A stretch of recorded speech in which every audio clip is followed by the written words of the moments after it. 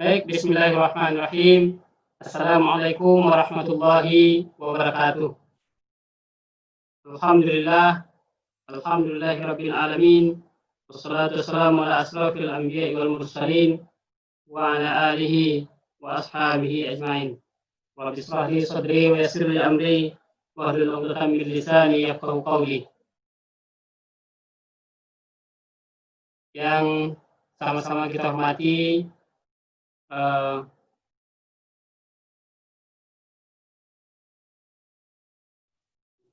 maaf Bapak Ibu. Kita ulangi. Baik, assalamualaikum warahmatullahi wabarakatuh. Alhamdulillah, alhamdulillahirabbil alamin. Wassalatu wassalamu ala asrofil anbiya'i wal mursalin wa ala alihi wa ashabihi ajmain. Rabbi shrah li sadri wa yassir li amri wahlul 'uqdatam min lisani yafqahu qawli. Yang sama-sama kita hormati Ibu Dr. Asmayati Arif, MPD, yang akan bertindak sebagai pemateri kita pada hari ini dengan tema penguatan potensi guru PAI di era digital. Kemudian yang sama kita hormati Bapak Dr. Asfar Tanjung, MPD, yang juga akan memberikan materi kepada kita hari ini, yaitu tentang kompetensi guru PAI di era digital. Baik Bapak-Bapak dan Ibu-Ibu semuanya, hari ini kita masuki sesi yang kedua tentang workshop kita. Bersyukur kita hari ini Ibu Dr. Asmayati Arif sudah hadir bersama kita yang akan menyampaikan materi kepada kita bersama. Kita berharap dengan penyampaian materi ini kita dapat menggali potensi-potensi diri kita agar dapat lebih maksimal dalam rangka melakukan proses pembelajaran jarak jauh yang akan kita laksanakan pada semester ini. Kemudian kita juga nanti akan dibekali dengan materi penguatan kompetensi guru PAI di era digital ini yang akan disampaikan oleh Bapak Dr. Asfar Tanjung yang akan memberikan materi kepada kita hari ini. Baik, sebelum kita menyerahkan kesempatan penyampaian materi kepada Ibu pemateri, kami sampaikan kepada Bapak Ibu serta semuanya bahwa Ibu Bunda kita ini, Dr. Asmayati Arif MPD, adalah dosen di UIN Imam Bonjol Padang.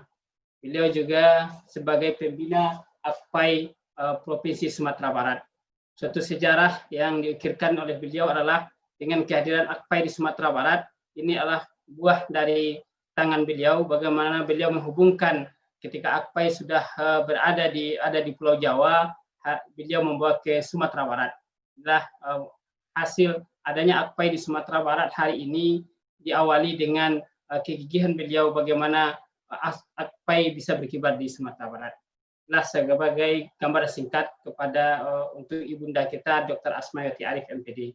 Jadi untuk selanjutnya kita persilakan kepada Ibunda Asmayati Arif untuk menyampaikan materi kepada kita bersama. Pada Ibu Asmayati Arif kita persilakan.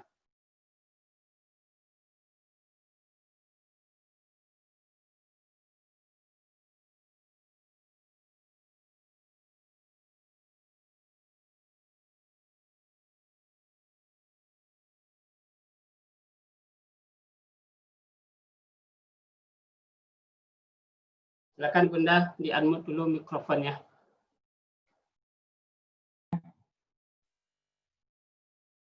Dah. Assalamualaikum warahmatullahi wabarakatuh. Waalaikumsalam. Bismillahirrahmanirrahim. Alhamdulillahirabbil alamin. Wassalatu wassalamu ala asrofil anbiya'i wal mursalin wa ala alihi wasahbihi ajmain. Asyhadu an la ilaha illallah wa asyhadu anna Muhammadar Rasulullah la nabiyya ba'da. Untuk penghormatan ketumpang kepada narasumber yang sebelumnya, dan juga saya memberikan apresiasi kepada DPW AKPAI Sumbar yang telah dapat mengangkat acara yang besar ini yang kita cita-citakan berskala nasional. Tadinya saya menyampaikan kepada ketua. Saya tidak melihat ketua di sini. Maaf Bunda, Pak Ketua, istri beliau lagi di rumah sakit, jadi menemani istri di rumah sakit. Oh. Ya, mohon doa kita bersama juga untuk kesehatan istri dari. Oh iyalah, salam saya untuk beliau. Baik, saya merasa paling happy atau paling bahagia pada saat ini ya, karena Sumatera Barat sudah bisa duduk dan tegak sama tinggi, duduk sama rendah dengan akpai-akpai yang lain. Yang tadinya kita khawatir, mampukah Sumatera Barat mengikuti akpai yang lain? Tadi sudah disebutkan juga, memang kegigihan itu ya perlu juga ya, aktif itu juga perlu. Dan alhamdulillah, akpai Sumatera Barat di bawah yang dipayungi atau yang dipimpin oleh Anandari Melvi bisa maju seperti sekarang ini. Baik, saya diberi judul, diberi tugas dengan materi penguatan potensi guru PAI di era digital. Nah, jadi kalau penguatan potensi guru PAI di era digital ini tentu kita lihat dulu potensi itu apa. Nah, potensi itu kalau kita lihat di dalam bahasanya, dia berasal dari bahasa Latin potentia, yang artinya kemungkinan, kekuatan, kesanggupan. Nah, di dalam Kamus Bahasa Indonesia disebutkan kemampuan yang mempunyai kemungkinan untuk dikembangkan. Jadi dengan demikian bisa dikatakan bahwa potensi itu yang ada pada manusia itu bisa dikembangkan, dan untuk guru sudah dibuatkan payung hukumnya bahwa ada 4 kompetensi guru yang dipayungi oleh Undang-Undang nomor 14 tahun 2005, yaitu tentang guru dan dosen, pada pasal 10 ayat 1 yang menyatakan bahwa kompetensi guru itu ada 4 itu secara umum. Ada kompetensi pedagogik, ada kompetensi kepribadian, ada kompetensi profesional, dan kompetensi sosial. Nah, ini yang 4 ini sudah dipayungi oleh undang-undang. Kenapa yang 4 ini dipayungi? Ini untuk secara keseluruhan guru harus mempunyai kompetensi ini. Jadi potensi yang kita bicarakan itu atau kemampuan yang kita bicarakan, 4 diantaranya sudah menjadi payung hukum yang sudah harus dimiliki oleh guru. Jadi guru kalau tidak punya kompetensi atau belum punya kompetensi berarti belum berhak dia di sertifikasi, dan harus juga diuji dulu, dipetik uji dulu, kemudian baru dia berhak menerima tunjangan profesi, dan baru dia bisa dianggap guru profesional. Nah, baik, sekarang kita masuk ke apa itu era digital. Nah, boleh kita lihat bahwa dampak dari era digitalnya ada dampak positifnya, ada dampak negatifnya. Kalau dampak positif itu bisa kita lihat bahwa informasi yang dibutuhkan dapat lebih cepat dan lebih mudah dalam mengaksesnya. Seperti yang kita lihat sekarang ini, kita bisa berkenalan atau bertemu dari ujung pulau Sumatera sampai ke Papua sana. Nah, saya mungkin lupa menyapa teman-teman tadi ya, anggota peserta dari workshop ini. Mohon maaf ini, karena mendengar istrinya dari Melvi dari rumah sakit nggak terganggu juga saya. Jadi saya mohon maaf. Saya sapa kembali. Selamat bergabung di workshop nasional AKPAI. Nah, kemudian dampak positifnya tumbuhnya inovasi dalam berbagai bidang yang berorientasi pada teknologi digital yang memudahkan proses dalam pekerjaan kita. Nah, kemudian lagi munculnya media massa yang berbasis digital khususnya media elektronik sebagai sumber pengetahuan dan informasi masyarakat. Kemudian ada lagi munculnya e-bisnis, seperti ada toko online yang menyediakan berbagai barang kebutuhan dan memudahkan mendapatkannya. Dan kemudian muncul berbagai sumber belajar seperti perpustakaan online, media pembelajaran online, diskusi online yang dapat meningkatkan kualitas pendidikan. Kemudian juga yang tidak kalah pentingnya meningkatkan kualitas sumber daya manusia melalui pengembangan pemanfaatan teknologi informasi dan komunikasi. Next. Kemudian di samping ada dampak dari dampak positif, tentu ada dampak negatif. Yang pertama, ancaman, itu sudah jelas ya, ancaman pelanggaran hak kekayaan intelektual atau HKI karena akses data yang mudah dan menyebabkan orang pelaku akses akan melakukan kecurangan. Kemudian berikutnya ancaman juga terjadinya pikiran pintas di mana anak-anak seperti terlatih untuk berpikir pendek dan kurang konsentrasi. Dan berikut ancaman penyalahgunaan pengetahuan untuk melakukan tindak pidana seperti menerobos sistem perbankan dan lain-lain. Kemudian menurunnya moralitas. Dan berikutnya tidak mengefektifkan teknologi informasi sebagai media atau sarana belajar, misalnya seperti selain mendownload e-book, tapi juga mencetaknya, tidak hanya mengunjungi perpustakaan digital, tetapi juga masih mengunjungi gedung perpustakaan dan lain-lain. Nah, kemudian kalau kita lihat dari dampak teknologi digital, ada positifnya. Pengembangan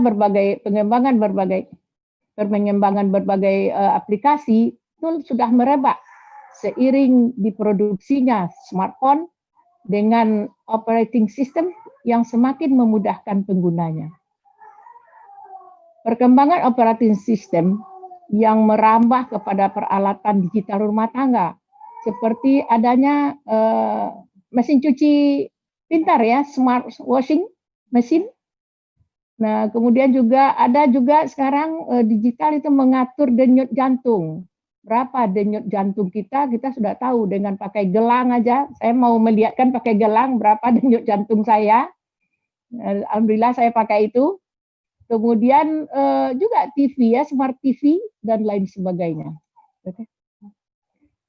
Nah, kemudian ada dampak negatif dalam teknologi digital. Saya di sini membagi garis besarnya aja.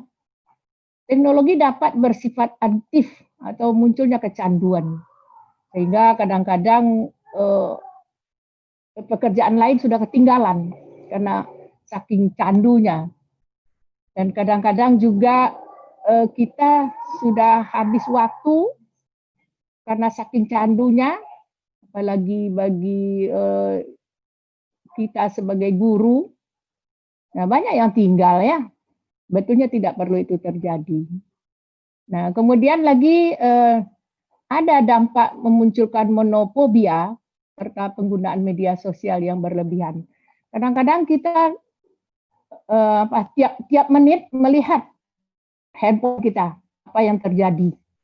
Dan juga kita takut ini charger lah yang tidak ada, kemudian sinyal lah yang tidak ada. Jadi bisa juga akan membawa kita monofobia dan bisa juga menimbulkan stres. Oke, lanjut. Nah, di sini tadi sudah saya disampaikan bahwa waktu saya tidak banyak. Terima kasih. Di sini saya potong saja bahwa saya menawarkan di sini penguatan.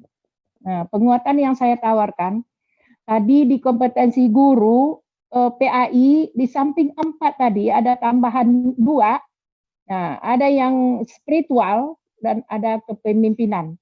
Jadi 4 itu sudah ada payung hukumnya. Kemudian untuk PAI ditambah dengan kompetensi spiritual dan kompetensi kepemimpinan. Dan itu perlu kita kuatkan. Kemudian saya menawarkan penguatan di sini, yaitu Guru harus aktif, ya. Guru harus kreatif, guru harus inovatif. Dan saya meminjam bahasa narasumber kemarin, ada di situ disebutkan berpakaian rapi kalau tampil. Jadi maaf bapak-bapak atau ibu-ibu pakai singlet saja hanya menampilkan di media digital ini. Nah, jadi di sini ditambahkan, saya menambahkan di sini supaya guru bisa berpakaian rapi untuk penguatan. Nah, kemudian lagi tata krama itu perlu. Nah, kemudian santun, istilah anak milenial sekarang santuy ya, santuy ditukar pula N itu dengan I ya, jadi santun. Santun itu sangat perlu. Kemudian rasa malu. Nah, itu penguatan. Kemudian saya di bidang kurikulum, nah ini kurikulum karena kita tidak bisa lari dari kurikulum karena seorang guru itu adalah untuk mengimplementasikan kurikulum yang dibuat. Guru adalah ujung tombak pelaksana kurikulum. Jadi berhasil tidaknya kurikulum itu ada di tangan guru. Jadi untuk itu guru harus bisa memakai kurikulumnya yang adaptif, ya, yang bisa sesuai, bisa diterima, kemudian marketable. Nah, ini yang laku di pasaran, yang dipakai aja yang lama-lama, jadi pakai aja like. Maaf ini saya pakai bahasa Minang. Ya, jadi marketable ini kurikulum yang bisa kita pakai untuk berikutnya. Nah, kemudian fungsional. Jadi ini kurikulum yang kita pakai adalah fungsional.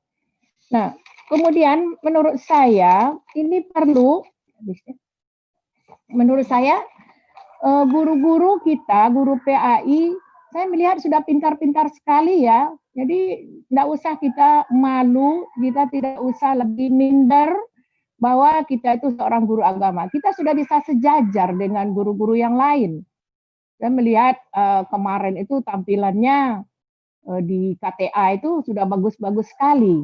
Jadi saya mengajak guru-guru PAI ya, untuk aktif, kreatif, inovatif, jangan lupa berpakaian rapi. Nah, kemudian tata krama harus dijaga, kemudian santun, kemudian rasa malu mohon dijaga terus. Nah, barangkali tidak banyak yang saya sampaikan karena ada pemateri berikutnya. Untuk sementara waktu saya cukupkan sampai di situ dulu. Terima kasih. Assalamualaikum warahmatullahi wabarakatuh. Saya kembalikan kepada moderator. Terima kasih Bunda atas paparan materinya. Sangat menarik apa yang beliau sampaikan tadi, bahwa guru PAI di era digital ini memang harus mengupgrade potensi-potensi yang ada dalam dirinya, tidak hanya sebatas kemampuan-kemampuan secara intelektual, kemampuan teknologi, tapi juga terkait tadi dengan sikap ya Bunda ya. Bagaimana guru PAI tampil di era digital ini tetap mengedepankan tata krama, sopan santun, dan dapat terus menjadi contoh teladan hendaknya bagi orang-orang yang ada di dunia-dunia digital itu sendiri. Itu barangkali titik tekan dari materi yang disampaikan oleh Bunda kita tentang potensi guru PAI itu. Secara potensial guru-guru PAI Indonesia mungkin tidak akan kalah dengan guru-guru lain yang ada di bidang studi yang lain.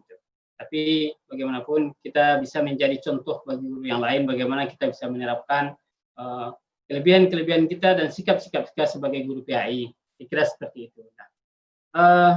Baik, mungkin sebelum kita masuk kepada pemateri yang kedua, kita tanya jawab dulu Bunda, atau pemateri yang kedua dulu?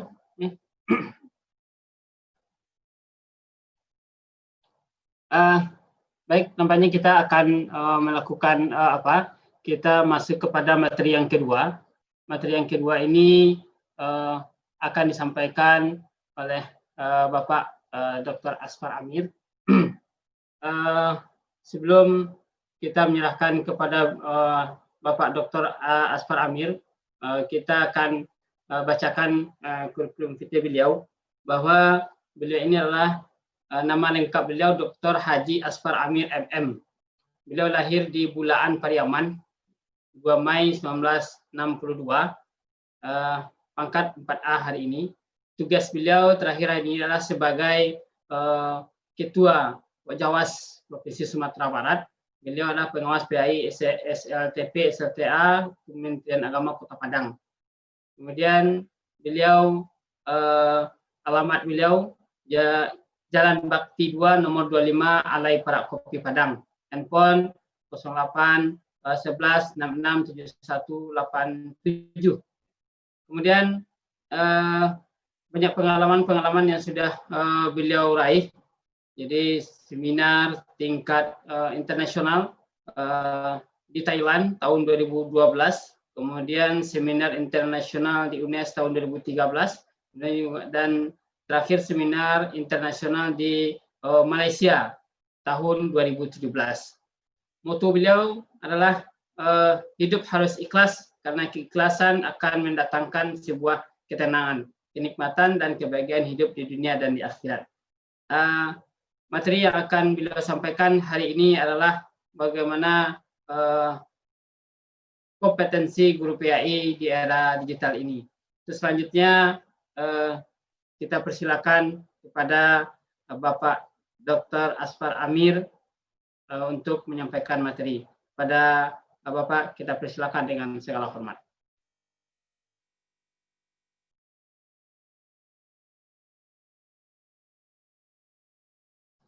Silakan Pak.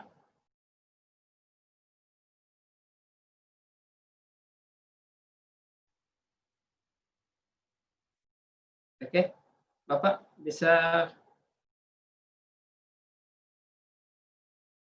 Bapak Dr. Asfar Pertanjung sudah bergabung Bapak? Beliau sudah bergabung seperti mana? Assalamualaikum Bapak. Oke, mohon maaf Bapak Ibu semuanya, karena kita belum dapat jawaban dari Bapak Dr. Asfar Tanjung. Beliau mungkin dalam perjalanan atau bagaimana, tapi beliau sudah masuk dalam ruang room kita. Sudah hadir. Oke. Sudah bisa, Pak?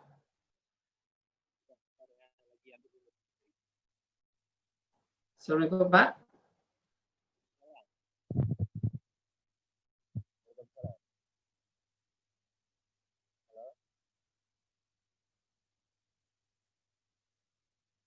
Selamat, Pak Asfar, silakan Pak.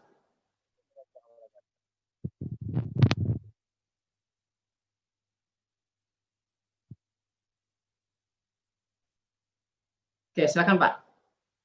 Assalamualaikum warahmatullahi wabarakatuh. Agak kecil suaranya Pak, bisa diperbesar Pak. Assalamualaikum warahmatullahi wabarakatuh. Masih kecil Pak.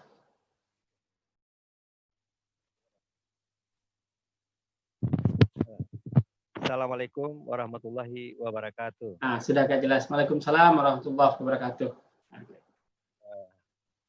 Alhamdulillahirrahmanirrahim. Wassalatu wassalamu ala asrafil anbiya'i wal mursalin wa ala alihi wa sahbihi rasulillahi ajma'in. Amma ba'du la nabiyya ba'dah. Pertama-tama kita ucapkan puji dan syukur kepada Allah SWT atas limpah rahmat dan kurnianya buat kita semua. Sehingga pada hari ini kita bisa melaksanakan kegiatan virtual secara online bersama Guru PAI Indonesia yang diprakarsai oleh APAI Sumatera Barat. Salam terlupanya kita kirimkan buat junjungan kita Nabi besar Muhammad SAW. Allahumma shalli Muhammad wa ala ali Muhammad. Yang saya hormati saudara moderator Pak Zulfiardi. Kemudian yang saya hormati Ibu Pak Suwati Arif senior, Ibu Dokter ya. Mudah-mudahan kita semua bisa hadir dan memberikan kontribusi untuk APAI Sumatera Barat. Hari ini saya tampil, kurang ya. Hari ini saya tampil dengan materi mungkin agak bersamaan ini dengan Ibu Asma. Itu tentang persoalan, saya buka dulu.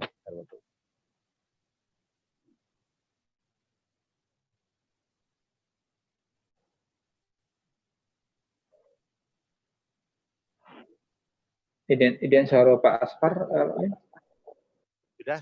Sudah kan dah? Sudah. Bila sedang. Sudah bisa?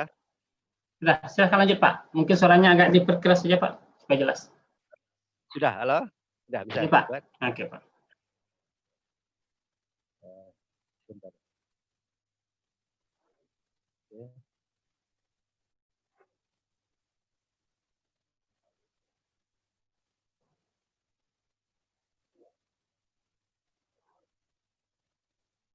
Ambil bahan dulu, Pak Zoom tadi. Ya Pak. Ambil bahannya dulu. Kurang terdengar Pak. Halo? Ya. Bisa? Nah, seperti itu bisa Pak. Sudah muncul, Pak? Sudah Pak. Jadi materi saya hari ini itu menyangkut tentang guru profesional di era milenial atau era industri 4.0 masa COVID-19. Ini memang merupakan sebuah hal yang mungkin terbaru. Hari ini hangat dibicarakan persoalan guru yang profesional itu Bapak Ibu. Hari ini saya memang posisi saya tidak di Padang, tapi posisi saya lagi di Jakarta ini dalam perjalanan. Guru profesional itu Bapak Ibu yang perlu kita pahami adalah apakah kita sudah profesional atau tidak. Ini sebuah pertanyaan yang muncul mungkin bagi orang lain atau mungkin bagi kita sendiri. Apakah guru kita sudah profesional? Jawabannya tidak mudah untuk menjawabnya. Perlu indikator yang jelas, dan salah satu indikator itu guru harus menguasai kompetensi guru. Itulah yang salah satu jawabannya. Nah, sekarang kita sudahkah menguasai kompetensi? Jawabannya juga berada pada guru itu sendiri. Itu tercermin dari pelaksanaan kinerja guru itu sendiri dan keterampilannya dalam melaksanakan tugas profesi sebagai guru. Bapak Ibu yang saya hormati, saya melihat, mungkin Bapak Ibu bisa melihat dan bisa merasakan, kalaukah kita sudah profesional, tentu harus memahami kompetensi. Nah, sejauh mana guru memahami kompetensi? Saya melihat Bapak Ibu soal kompetensi ini, untuk meningkatkan mutu pendidikan, saya lihat. Mutu pendidikan itu bisa dilihat dari beberapa sisi, tapi minimal ada 3 hal mutu pendidikan bisa kita lihat. Yang pertama itu sekolah harus terakreditasi. Kalau sudah terakreditasi berarti sekolah itu sudah bagus. Kenapa? Nah, tapi bukan itu yang jawabannya. Sekolah terakreditasi harusnya seluruh guru memahami fungsi dari arti dari akreditasi sekolah itu sendiri. Yang kedua, guru harus punya kompetensi, Bapak Ibu. Guru harus punya kompetensi. Kalau guru punya kompetensi, pasti guru sudah tahu dia, tapi paham nggak guru dengan kompetensi itu sendiri? Jadi jawabannya adalah guru punya kompetensi dan memahami kompetensi. Yang ketiga, mutu pendidikan itu ditentukan dengan pemantauan ibadah.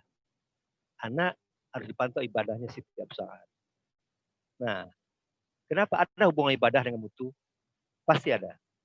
Anak yang tak beribadah, hasil dari survei yang pernah saya lakukan, ternyata anak yang memang hebat, anak yang beribadah itulah yang memang punya kompetensi bagus. Nah, hasil uji coba yang saya lihat dari yang kita lakukan, pernah kita lakukan penelitian ke kelas, atau hasil dari Olimpiade yang kemarin dilaksanakan, Bapak Ibu bisa paham, Olimpiade tahun 2017 atau 18 ya, di Sumatera Barat secara nasional, ternyata di Sumbar mendapat 9 medali. Dari 9 medali itu, Bapak Ibu bisa memahami, ternyata 8 bernama Muhammad, 1 bernama Ahmad. Saya telusuri hasil yang juara Olimpiade tingkat nasional itu dari Sumatera Barat, ternyata mereka adalah anak-anak kiai, anak-anak rohis. 2 berada di SMA 1 Padang, 2 di SMA 2 Payakumbuh kalau salah saya, 1 di Padang Panjang, kemudian di SMA 1 di Bukit Tinggi. Nah, saya tanya gurunya, yang di Padang, katanya anak adalah ketua Rohis. Kemudian di Padang juga anggota Rohis. Kebetulan sekolah salah satu binaan saya, yang muridnya adalah di bawah naungan Melfi. Ternyata mereka juga anak Rohis. Jadi Bapak Ibu, ternyata anak PAI, anak yang aktif di Rohis, ternyata dia lebih hebat. Kenapa? Dia punya kompetensi di dalam.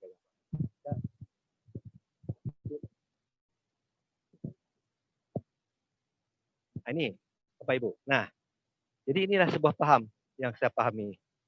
Kita lihat.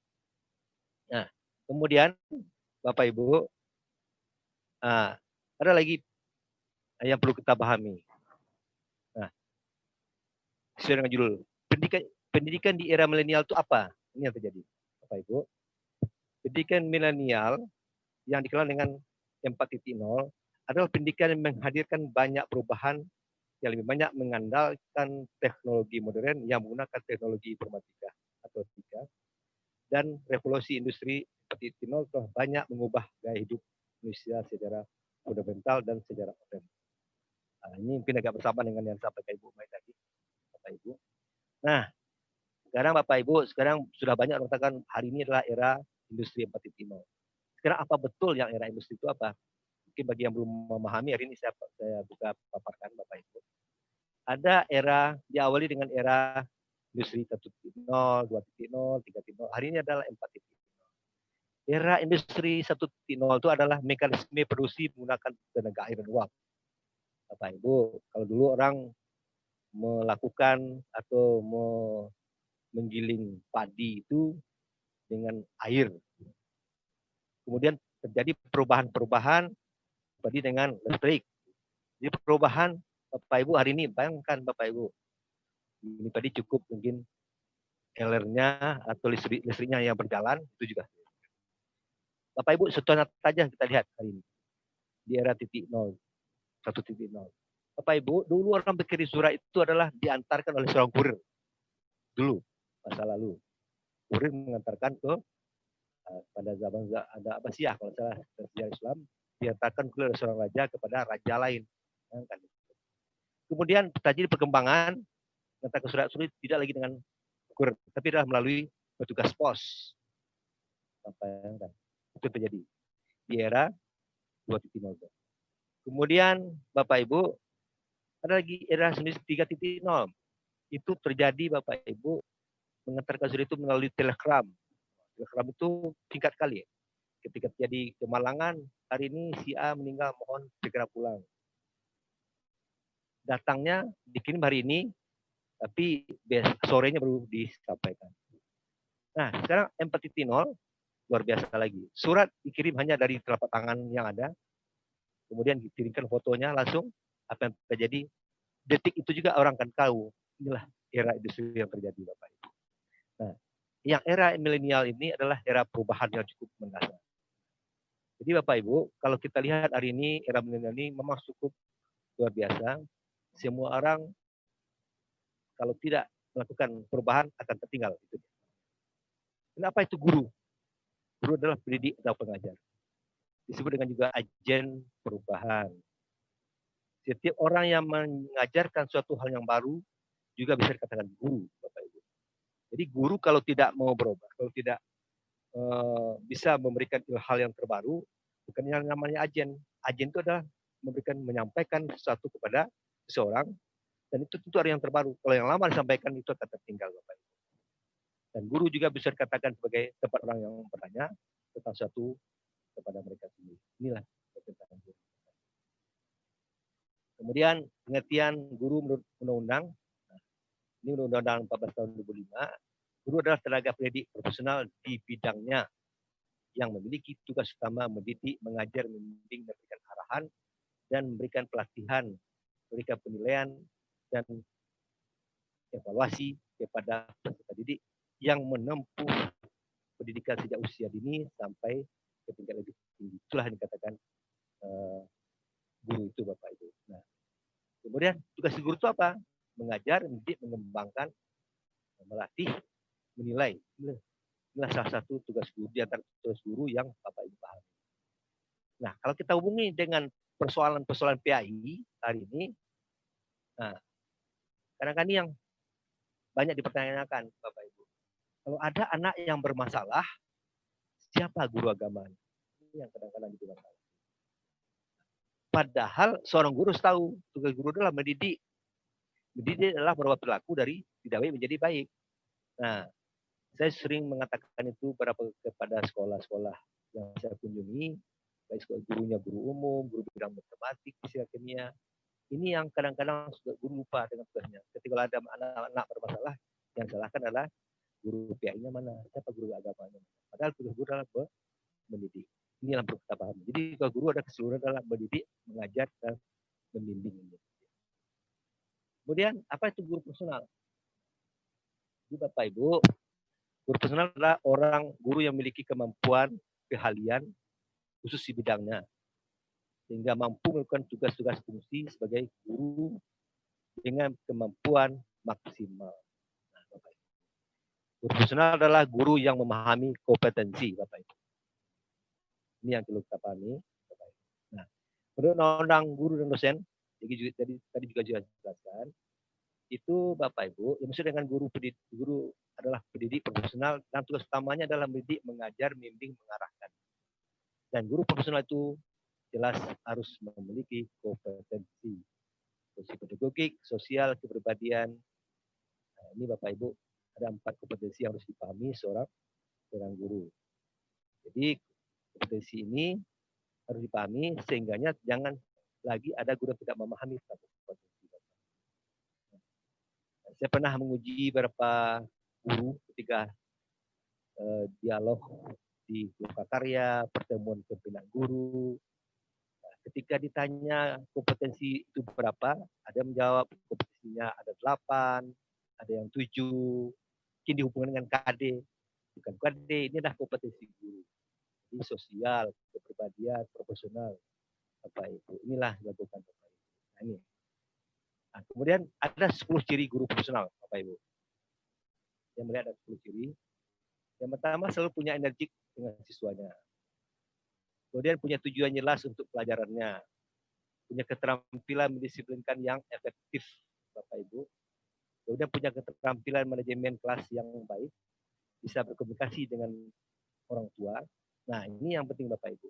Hari ini ternyata komunikasi ini yang bermasalah Bapak Ibu. Banyak orang tua mengeluhkan bisa terjadi ketika pandemik terjadi. Nah, ini. Lantaran kenapa? Selama ini mungkin kurang komunikasi antara guru dengan orang tua. Ketika terjadi pandemi COVID-19, komunikasi ini memang diperlukan. Bagi orang tua yang pernah berkomunikasi langsung dengan orang gurunya, guru dengan orang tua, bahkan ini sangat memudahkan ketika terjadi pandemi. Ternyata dia sudah berkomunikasi. Tapi kalau belum pernah berkomunikasi dengan orang tua, ini yang jadi masalah. Sehingga sulit. Bagi guru-guru yang aktif biasanya punya WA khusus dengan orang tua per kelasnya inilah. Mereka punya harapan yang tinggi dengan siswanya. Kemudian pengetahuan tentang kurikulum, mendalami kurikulum, Bapak Ibu, seperti yang tadi malam juga diberikan oleh Aprianto, Bapak Ibu, bagaimana membuat RPP yang bagus itu bagaimana. Ini kadang-kadang ada guru hanya dianggap RPP itu sebagai sebagai beban. Padahal itu bagian dari tugas keguruan. Ini lupa dia. Kemudian pengetahuan tentang subjek yang akan diajarkan harus mendalami. Dan selalu memberikan yang terbaik untuk anak-anak dan proses pengajaran. Kemudian punya hubungan yang berkualitas dengan siswanya. Jadi Bapak Ibu kita harus memahami. Jadi seorang guru itu jangan sampai tidak punya hubungan berkualitas dengan siswanya. Saya juga pernah mendengar ada seorang guru kadang-kadang mengatakan, mudah-mudahan kamu tidak lulus. Kadang-kadang di antara saya mengatakan itu. Nah, ini adalah bagian dari itu. Ada guru yang tidak memahami tentang cara pelajaran. Jadi hari ini sebenarnya guru itu tidak bisa tahu semalam dari muridnya. Kenapa? Murid sudah tahu sebelum malam dari murid sudah tahu sebelum malam dari gurunya. Jadi Bapak Ibu, tugas guru adalah harus menjadi agen perubahan, belajar lagi. Jadi guru yang profesional terus belajar lagi, ngajar lagi, belajar lagi, ngajar lagi, supaya jangan tertinggal. Nah, sekarang bagaimana menjadi guru profesional di era milenial? Jadi menjadi guru profesional di era milenial, Pertama harus menguasai keempat kompetensi guru. Kompetensi pedagogik, sosial, profesional, kepribadian secara maksimal atau plus Bapak Ibu. Harus plus ini. Kan Bapak Ibu. Jadi hari ini guru yang tidak menguasai akan tertinggal dan mungkin ditinggalkan muridnya. Kenapa? Dia tidak bisa komunikasi, tidak bisa ketemu dengan guru, hanya guru bisa menemukan muridnya dalam alam maya secara online, Bapak Ibu. Apalagi menghadapi hari-hari yang penuh dengan tantangan. Yang kedua, guru memahami dan menguasai perkembangan teknologi informatika, TIK ini, Bapak Ibu. Jadi dipahami betul, Bapak Ibu. Gimana kadang-kadang, gimana kan guru-guru yang kadang-kadang sudah senior, hanya senior, Bapak Ibu, tapi tidak bisa membuka, memainkan laptopnya bagaimana. Bayangkan hari ini. Sekarang Bapak Ibu bisa menguji murid 4 lokal dalam 1 hari, memeriksanya hanya dalam waktu yang sesingkat-singkatnya. Bayangkan. Kalau tidak berdasarkan TIK, Bapak Ibu kalau jadi guru membuat soal, ada 4 lokal, berarti 4 kali 3, 12, 120 orang diperiksa malam hari, saya kira 2 hari, 3 hari tidak akan sudah. Tapi dengan perkembangan teknologi, Ibu bikin hari ini soalnya, kemudian diujikan hari ini juga, dapat hasilnya hari juga, berapa siapa yang lulus, siapa yang tidak. Bapak Ibu. Nanti kita ujikan Bapak Ibu. Saya di akhir dari penjelasan ini akan berikan soal melalui jaringan WA Group, nanti akan Bapak Ibu jawab nanti apa yang kita pahami hari ini. Dan kita memiliki keinginan untuk terus mempelajari perkembangan TIK. Pelajari terus Bapak Ibu. Hari ini banyak nih. Google formulirnya bagaimana, kemudian membuat sistem Zoom, apalagi membuat sistem video, dan classroom, Bapak Ibu. Sekarang sudah banyak cara. Semuanya tidak pernah diajarkan waktu kuliah. Tapi Bapak Ibu harus mencari lagi. Inilah yang terjadi pada saat pandemik di COVID-19 ini, Bapak Ibu. Dan ada dampak positif dan negatifnya. Yang jelas Bapak Ibu, kecenderungan di era milenial, paradigma bergeser. Peran guru siswa bergeser. Kenapa bergeser? Nanti karena tidak terjadinya tidak ada tatap muka, akhirnya bergeser Bapak Ibu. Pilihan sumber belajar semakin banyak sekali. Di mana seorang guru yang tidak profesional? Pendidikan alternatif berkembang. Perlu standar kualitas global. Alternatif semakin penting, pendidikan sepanjang hayat Bapak Ibu. Di hayat ini Bapak Ibu, hari ini tidak ada bedanya guru yang mau dekat pensiun, guru baru. Wah saya apa? Saya mau pensiun. Tak benar itu.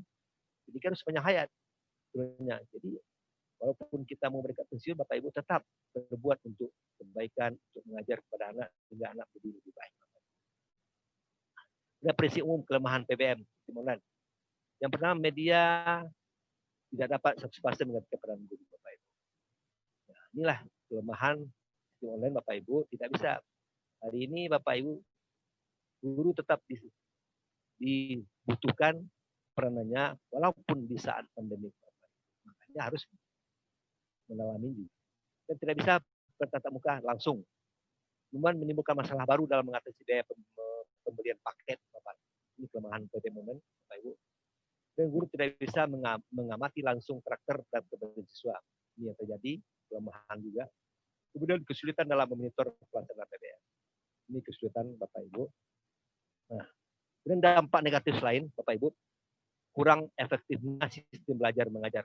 Ini yang terjadi. Kemudian pelajar akan sulit dalam memahami materi yang dipelajari.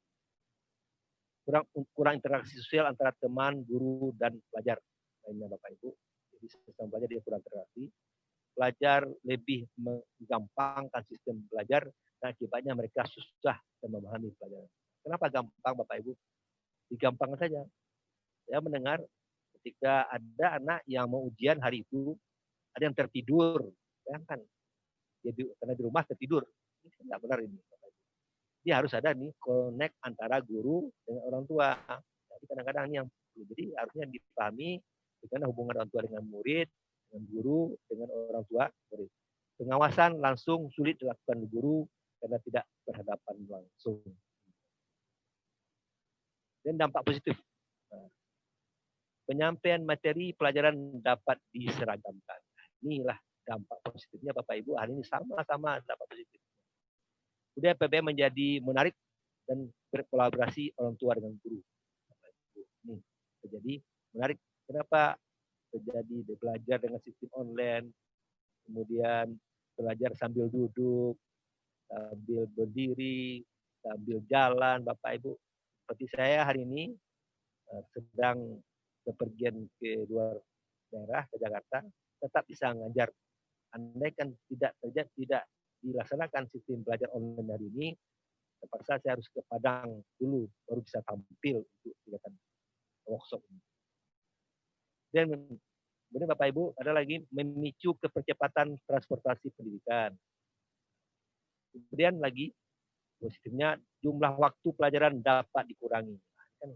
Jadi harusnya datang ke sekolah 1 jam atau setengah jam, sekarang enggak. Bangun tidur, cuci muka, sholat, dan Bapak Ibu langsung bisa belajar jarak jauh, bisa. Contohnya Bapak Ibu hari ini berada di rumah, tapi bisa akses secara virtual. Munculnya kreativitas guru dan murid tanpa batas. Semuanya. PBM dapat terjadi di mana-mana dan kapan saja. Bapak Ibu bisa contohkan hari ini, ternyata kita bisa berada di mana-mana. Bapak Ibu. Saya nggak tahu. Bapak Ibu nggak tahu di mana posisi kita masing-masing. Ada yang mungkin di tempat tidurnya, ada yang berada mungkin di atas mobilnya hari ini belajar, ada yang hari ini mungkin berada di posisi sedang dalam perjalanan, ada yang hari ini mungkin sedang berada di kantor, kayak Pak Zub misalnya di kantor itu, Bapak Ibu posisinya. Bapak Ibu. Nah, Bapak Ibu. Nih. Kemudian penerapan ilmu di tempat tengah keluarga. Penerapan ilmu tengah keluarga. Di keluarga hari ini sudah memahami belajar online. Ini kalau saya pergi ke pasar, emak-emak itu bilang, sulit sekarang Pak, kenapa? Anak beli paket kerjanya, beli paketnya habis. Nah, ibunya tahu juga, anak lagi belajar online, tahu orang tua bahasa online itu apa, Bapak Ibu. Dan banyak muncul aplikasi belajar online, Bapak Ibu. Nah, ini Bapak Ibu, banyak aplikasi, ada Zoom-nya, ada Google Formulirnya, ada Classroom-nya, banyak lagi Bapak Ibu. Dia mengatasi keterbatasan ruang, Bapak Ibu. Jadi tidak perlu ruang yang luas, tidak perlu tempat yang bagus, yang penting belajar bisa. Menimbulkan pengalaman yang sama, Bapak. Kemudian teknik PBM di era milenial gimana? Apa teknik yang dilakukan di era milenial ini? PBM harus dilakukan secara blended learning. Artinya PBM dilakukan penggabungan antara belajar tatap muka dan virtual, Bapak Ibu. Jadi menghadapi era new normal besok ini, Bapak Ibu, terjadi 2 versi, bisa tatap muka dan bisa virtual, Bapak Ibu. Tergantung nanti putusannya, Bapak Ibu. Tapi Bapak Ibu, kalau terjadi 2 cara ini sangat mudah ini. Bisa mempermudahkan juga. Hari ini Ibu menerangkan pembelajarannya secara langsung, nanti ujiannya bisa melalui online. Tidak harus dalam kelas. Nah, sudah bisa enggak Bapak Ibu membuat soal kuis secara online itu? Nah, kalau belum lagi pelajari hari ini, Bapak Ibu, dalami lagi, Bapak Ibu. Mungkin sebentar lagi Bapak Ibu akan saya lakukan kuis ini untuk peserta, nanti bisa menjawabnya. Ini untuk memperkenalkan juga, atau yang minimal Bapak Ibu memperkenalkan atau memperdalami lagi caranya. Dan tingkat kesulitan yang selama ini menjadi hambatan bagi murid dalam PBM sebelum sistem daring, peranan guru bisa ditingkatkan dengan pembelajaran tatap muka langsung walaupun waktunya tidak lama. Minimal bisa memberikan interaksi antara guru dan murid. Jadi Bapak Ibu yang selama ini menjadi hambatan ketika pandemik, sekarang bisa diatasi dengan ada pertemuan. Dan pelajaran virtual bisa pula mudah dilakukan karena sudah ada penjelasan waktu tatap muka. Ini mudah. Jadi karena ada, apalagi sekarang ini Bapak Ibu besok kan dikatakan ada sistem ganjil genap. Anak yang ganjil hari jam sekian genap nomornya di absen belajar tahap kedua. Jadi Bapak Ibu. Jadi Bapak Ibu misalnya untuk mengajarkan ujian atau kuis dia mengadakan repetisi ulangan dari PBM tatap muka bisa lakukan dengan secara online nanti. Dan strategi lain Bapak Ibu di era normal nanti di era new normal ini pelajari kelemahan dan keunggulan dan produk PPM waktu masa pandemi. Jadi Bapak Ibu, mohon Bapak Ibu yang 3 bulan sebelumnya Bapak Ibu pelajari kelemahannya, kira-kira apa yang terjadi kemarin, kurang memahami strategi model. Mulai hari ini kita persiapkan, sehingga ketika PPM berlangsung tanggal di awal 13 Juli besok, semuanya sudah bisa melakukan model yang terbaru, Bapak Ibu. Apalagi kalau memang diperlakukan sistem tatap muka langsung dan sistem virtual, berarti sudah memudahkan Bapak Ibu. Tingkatkan kompetisi guru, keahlian dan strategi pembelajaran. Dan cari alternatif dan mode PPM yang cocok untuk PPM tatap muka langsung dan pertemuan virtual online Bapak Ibu. Kemudian galang komunikasi berkelanjutan dengan orang tua murid. Ini penting Bapak Ibu. Nah, ini masa lalu kan sudah ada kegiatan di sekolah, ada namanya buku penghubung antara guru dengan orang tua. Sayangnya itu tidak jalan. Harusnya jalan itu. Nah, kelemahan yang terjadi atau keluhan yang dirasakan terjadi di rumah nanti disampaikan oleh orang tua melalui buku penghubung. Guru itu juga, kalau ada keluhan anak, nanti dituliskan buku penghubung. Orang tua bisa melihat, guru bisa melihat. Nah, ini sebenarnya bisa dipakai dan sangat bermanfaat ketika suasana pandemik terjadi. Ini yang tidak terjadi. Jadi mulai besok ini, tolong bagi ibu-ibu pakai buku penghubung antara guru dengan murid ditindaklanjuti. Dan pantau pelaksanaan ibadah murid, Bapak Ibu. Yakinlah, COVID-19 adalah ujian dan peringatan di Allah. Dan kepadanya lah kita bermohon terbebas dari wabah. Saya getol sebagai pengawas PAI kepada guru-guru PAI mengatakan, belum berhasil PAI-nya kalau masih ada anak yang tidak sholat. Bayangkan, anak jumlah 35 orang, yang semua waktu itu cuma 3 orang, 5 orang Bapak Ibu. Itu temuan Bapak Ibu. Hasil riset saya, hasil pemantauan saya, anak yang lengkap sholat 5 waktu itu hanya berkisar di guru binaan saya di Kota Padang, hanya 30-40% yang melaksanakan sholat 5 waktu. 60% masih banyak anak yang 60% banyak anak yang tidak sholat lengkap Bapak. Jadi inilah yang mungkin Bapak Ibu yang terjadi hari ini. Jadi harusnya ini yang kita pahami. Jadi ternyata, jadi kalau bisa nanti absensi itu bagi guru PAI kembangkan. Ketika absen itu menanyakan anak, tolong dicek ibadahnya berapa. Dia ngacungkan tangan. Hadir berapa sholat kemarin? 3. Yudi hadir berapa? 2. Yanti hadir halangan. Kemudian Yanto hadir 5, angka 5. Jumlahkan berapa yang sholat 5 waktu, berapa yang 4, berapa yang 3. Jadi Bapak Ibu, saya sebenarnya sudah memulai langkah laporan online ini sejak setahun yang lalu. Guru PAI di bawah binaan saya melapor pelaksanaan PPM online kepada saya, Bapak Ibu. Bapak Ibu bisa cek itu di guru-guru binaan saya di Kota Padang. Nah, itu sudah berjalan 5 tahun, setahun yang lalu. Guru mengajarnya, dia kelas berapa dia mengajar, yang hadir berapa, jumlah kelas itu berapa isinya, materi yang diajarkan berapa, kemudian apa pembahasan yang diberikan, salat 5 waktu berapa orang, salat 3 waktu berapa, 4 berapa. Setelah dijumlahkan, itu yang saya dapatkan informasinya, rekapnya hanya 30-40% yang melaksanakan salat 5 waktu. Kemudian ke depannya, seluruh guru PAI melakukan ini, dan ini yang kita sampaikan kepada guru-guru umum lainnya, bagaimana absensinya juga ikut melaksanakan ibadah. Nah, ini diterapkan juga Bapak Ibu dan ditanyakan kepada anak.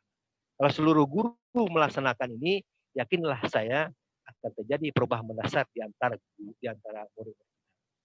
Kenapa? 3 hal tadi. Anak dipantau ibadahnya situasi. Kalau anak sudah mantap ibadahnya, biasanya akan disiplin, kemudian akan terjadi perubahan dalam dirinya, dan nilainya akan bagus. Untuk akan bagus. Inilah mungkin paparan saya pada hari ini, bagaimana menjadikan guru profesional di era pandemik COVID-19. Bapak Ibu. Kira-kira ini yang bisa kita paparkan. Kemudian nanti saya akan kirimkan ke WA Group setelah ini soal kuis untuk bisa dijawab, sehingganya Bapak Ibu bisa menjawab setelah itu. Terima kasih. Assalamualaikum warahmatullahi wabarakatuh. Waalaikumsalam warahmatullahi wabarakatuh.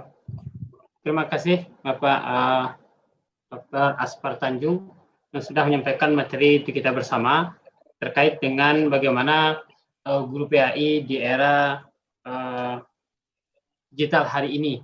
Bagaimana kita harus bisa mempersiapkan diri untuk melakukan proses pembelajaran jarak jauh, baik terkait dalam penyampaian materi, dalam pembinaan karakter anak kita, dalam pemantauan ibadah anak-anak kita.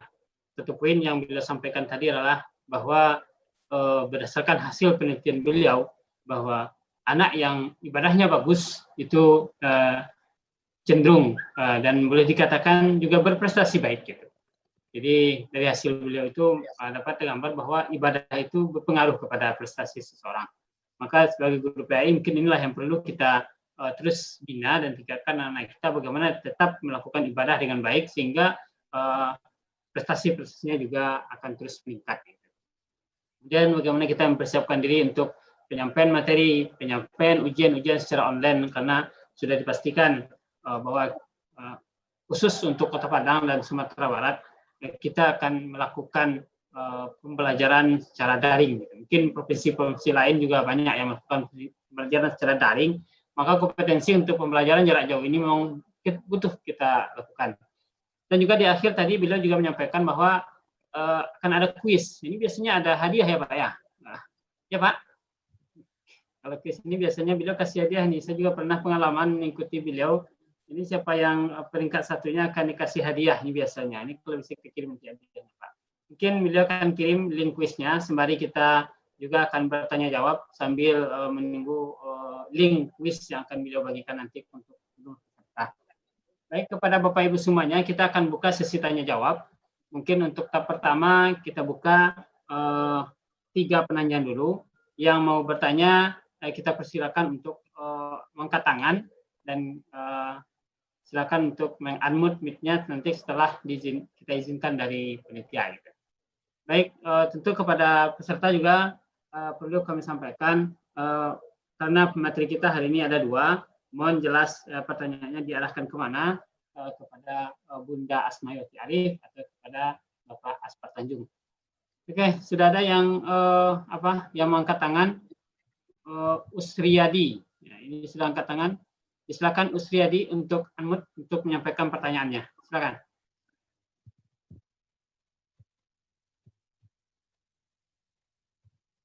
Silakan. Usriyadi. Tidak ada? Tidak jadi? Oke, ada yang lain Bapak Ibu yang akan menyampaikan pertanyaan? Oke. Kita silakan ini. Silakan, siapa tadi itu? Silakan. Siti Mairustiatin, silakan. Unmute dulu mikrofonnya.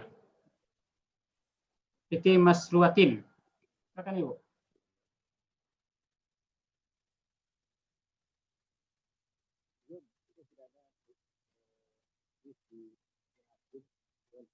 Silakan. Oke, kalau belum silakan Irzan Amri.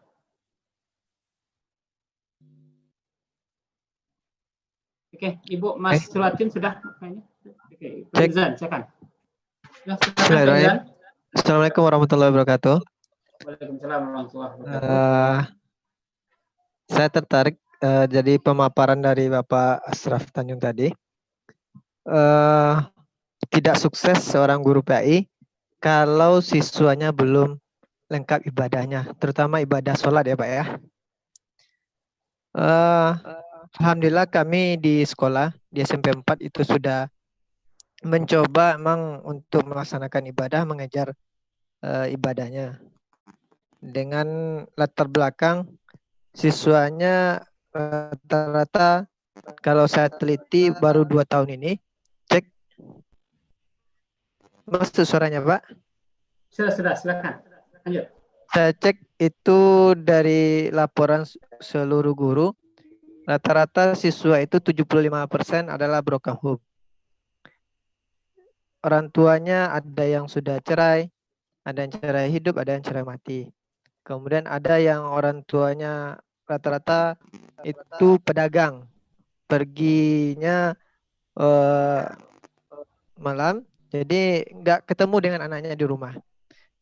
Adapun kemarin ide saya juga mengadakan buku penghubung, karena dulu saya pernah mengajar di SD swasta. Memang dengan buku penghubung itu lebih efektif komunikasi orang tua dengan guru.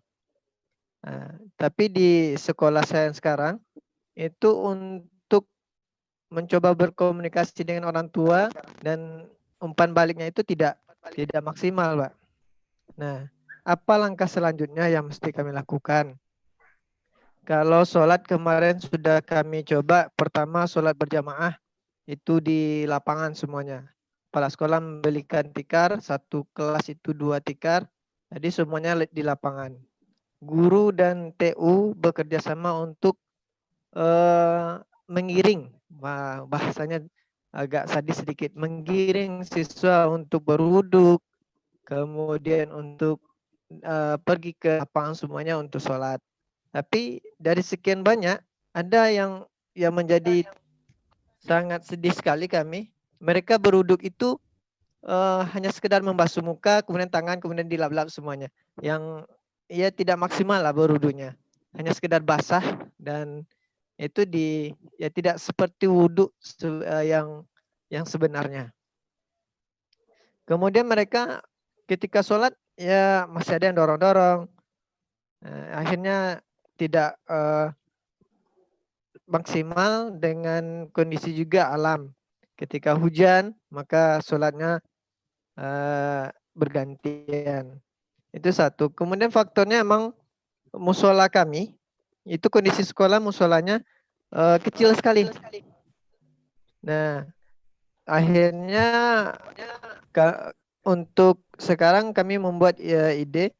Kebetulan saya juga diamanahkan di PPK dan sudah juga membuat program. Nah, insya Allah tahun ajaran baru akan dijalankan. Tapi melihat kondisi pandemik ini, kayaknya untuk itu agak susah dijalankan. Jadi saya meminta saran dan meminta tanggapan dari Bapak. Kesuksesan yang untuk beribadah ini yang seperti apa? Karena tadi kondisi anak, latar belakang orang tuanya, kemudian anaknya anak orang pasar semuanya. Ketika disuruh diajak untuk beribadah, sholat wajib saja, zuhur, itu banyak yang kabur. Dan bahkan sudah kami kasih denda sekalipun, push up, dan bahkan ada yang jalan jongkok. Dan terakhir kami kasih ikopnya untuk sujud di tengah lapang, tanpa alas, Pak. Nah itu. Mungkin itu, Pak. Terima kasih banyak. Assalamualaikum warahmatullahi wabarakatuh. Waalaikumsalam warahmatullahi wabarakatuh. Terima kasih Bapak Irzan Amri, SPDI. Kalau tidak salah beliau ini dari Dharmasraya ya. Ya, oke. Selanjutnya kita silakan kepada Ibu Siti Masruliyatin. Bismillahirrahmanirrahim. Halo. Silakan Ibu, sudah masuk. Assalamualaikum warahmatullahi wabarakatuh. Waalaikumsalam warahmatullahi wabarakatuh. Selamat berkenalan Bapak Ibu PAI seluruh Indonesia. Saya nama Siti Masruliyatin, berasal dari SD 2 Mulyo Asri, Tulang Bawang Barat, yang berada di Lampung. Permasalahannya ini akan saya tanyakan kepada Ibu Dr. Asmawati. Kalau kita melihat sebagai penguat seorang guru, itu harus kreatif dan inovatif, kemudian yaitu berpakaian rapi, kemudian dan tata krama atau santun. Kalau kita melihat bahwasanya untuk PAI, guru PAI, wilayah Tulang Bawang Barat, mengingat dari usianya hampir mendekati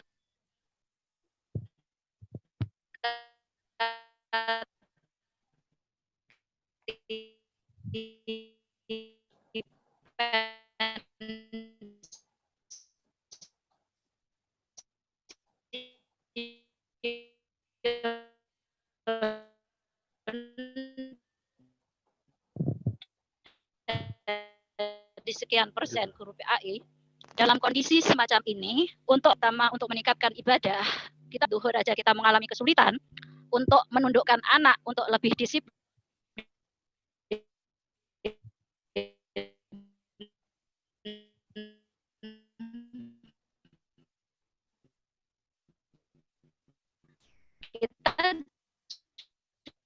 Kita juga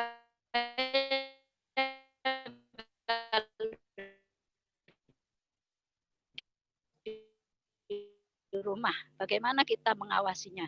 Langkah apa yang tepat mengingat kondisi daripada COVID? Kalau kami ratusan, karena kami megang dari itu 2. Jadi belum tentu orang tuanya. Makanya kami mohon kepada Bapak Dr. Asfar Amin yang kedua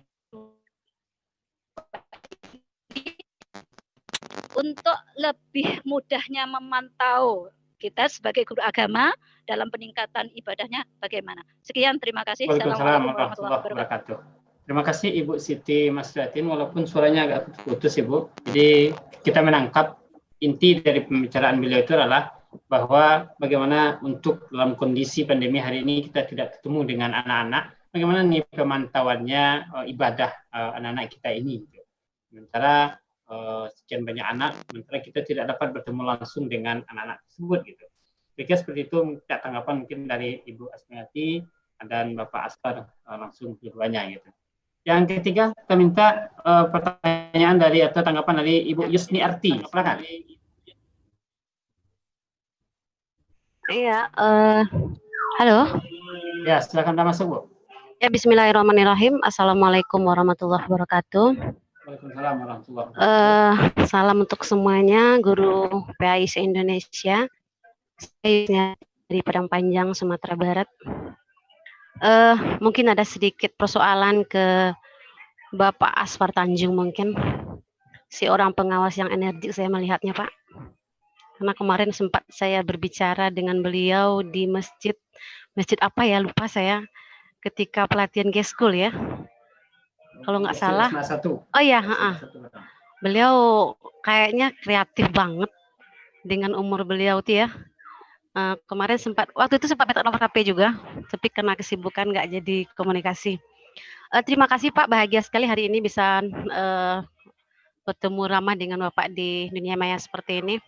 Saya guru SD Pak, mungkin persoalan-persoalan online yang Bapak bilang tadi, kalau untuk SMP, SMA, mungkin begitu mudah mungkin Pak. Saya kewalahan, seperti yang Bapak bilang tadi, jauh hari Bapak udah online mungkin, sama guru-guru bimbingan Bapak. Saya juga setahun yang lewat udah mulai Pak di lokal. Jauh sebelum corona saya udah WA grup dengan wali murid. Cuman kendalanya kelas 1 ini susah loh Pak. Kelas 1 ini megang HP itu kan cuman untuk main, baru belum belajar. Artinya ketika saya coba daring sama wali murid atau ngasih materi sama wali murid, kebanyakan yang megang HP itu kan wali murid Pak. Anak-anak kan enggak gitu. Jadi kadang wali murid itu kan namanya saja faktor ekonomi mungkin tuh apa lah Pak ya. Agak disibukkan, agak diribetkan gitu loh Pak. Jadi mungkin sejauh pengalaman Bapak mungkin kira-kira seperti apa ya yang bagus metode untuk kelas 1 ini Pak, kelas 1. Kelas 1 mungkin juga kelas 2 baru-baru termasuk juga mungkin. Kalau kelas 3, 4, 5, 6 mungkin udah ada lah, udah bisa lah gitu Pak ya. Tapi kelas 1 ini agak ribet juga Pak nyari metodenya gitu. Mungkin ada sedikit Bapak mungkin Pak. Terima kasih. Assalamualaikum warahmatullahi wabarakatuh. Waalaikumsalam warahmatullahi wabarakatuh. Terima kasih Ibu Yusni Arti dari Padang Panjang. Inti dari pertanyaannya adalah bagaimana ini metode pembelajaran jarak jauh untuk anak kelas 1 dan kelas 2 SD gitu loh. Jadi juga sebagai moderator saya ingin minta juga tanggapan Bunda Asmiawati Arif ini tentang ini Bunda, karena kita tahu Bunda Asmiawati Arif adalah dosen model-model pembelajaran dan metode ini beliau sangat mengkaji ini ya Bunda ya. Nah, jadi minta juga nanti tanggapan dari Bunda Asmiawati Arif. Iya Pak Jum, sebentar Pak Jum. Sebenarnya kedua pemateri sebenarnya tadi. Soalnya Ibu dokter tadi kurang-kurang suaranya agak hilang-hilang timbul gitu Pak. Jadi kalau bisa Ibu dokter juga memberikan ya alhamdulillah banget Pak. Iya. Beliau memang bidang beliau mata kuliah salah satu mata kuliah beliau ampu itulah model-model pembelajaran dan metode, strategi dan taktik. Ya. Oh iya ya, pas banget tuh Pak Jum. Ya. Kita minta tanggapan dari beliau nanti. Iya. Terima kasih Ibu. Jadi mungkin untuk termen pertama kita cukupkan 3 penanya ini saja dulu untuk bisa ditanggapi oleh narasumber karena waktu kita cuma sampai jam 16. Nanti kalau ada lagi kita buka sesi berikutnya. Pertama kita persilakan dulu kepada Bunda Asmiati Arif untuk menanggapi sekian dari pertanyaan yang sudah disampaikan oleh peserta. Pada Bunda Asmiati Arif kita persilakan. Baik, terima kasih. Tadi ada dari Ibu Siti, saya kurang jelas itu pertanyaannya apa. Ibu Siti, kalau bisa diulang moderator. Oke, silakan Ibu Siti. Bisa diulang Ibu Siti. Tidak kedengaran sama sekali. Oh gitu. Ibu Siti. Oke, silakan Ibu Siti. Halo, Assalamualaikum. Salam. Waalaikumsalam. Maaf agak terganggu karena dekat masjid ini. Ya. Saya ingin bertanya ke Ibu Dr. Asmawati. Ya. Karena guru PAI wilayah kami itu banyak yang hampir mendekati pensiun, yang mana Ibu tadi memaparkan penguatan seorang guru itu harus kreatif dan inovatif. Yang terpenting itu. Langkah-langkah langkah-langkah apa yang tepat bagi guru-guru yang mendekati pensiun untuk mengkreatifkan diri, kemudian termasuk menginovatifkan diri di dalam pembelajaran. Apalagi itu adalah guru kelas 1. Terima kasih. Baik. Mungkin itu singkatnya. Baik. Oke. Silakan Ibu. Ibu Siti sudah jelas pertanyaannya. Ini kalau orang pensiun, sebetulnya kalau untuk sertifikasi tidak terlalu diberatkan ya Ibu ya. Karena untuk media ini kita boleh memakai Delphi ya Ibu ya, ada pendampingan. Tidak harus guru yang membuat media, tidak harus guru yang membuatkan PowerPoint, dia boleh pakai pendamping. Jadi guru ini boleh dia memakai atau memakai pendamping karena memakai faktor U itu tidak bisa dibohongi Ibu Siti, tidak bisa dipaksa. Apalagi saya sudah berpengalaman waktu dulu sertifikasi, ibu-ibu ini bawa laptop baru malah, tapi diminta, beliau kan ada TIK dulu ya, ada mata pelajaran TIK, kalau diminta untuk membuka laptop saja, itu beliau udah merasa ribet gitu. Nah, untuk sementara ya Ibu dampingi aja yang muda-muda. Nah, yang mudah-mudahan mendampingi ibu-ibu kita yang pensiun itu. Saya rasa perlu kerjasama ini ya, perlu berkumpul istilahnya kemarin itu kerjasama. Itu tidak bisa tidak bisa ditanggulangi, harus aktif, harus kreatif, inovatif ya. Maklumlah faktor U ini alami, Bu. Saya kalau ditanya juga dikatakan oleh moderator tadi sangat gigih, ya betul ya. Saya termasuk orang yang agak sedikit cerewet di kampus, apalagi di Akpai saya pantau terus ini.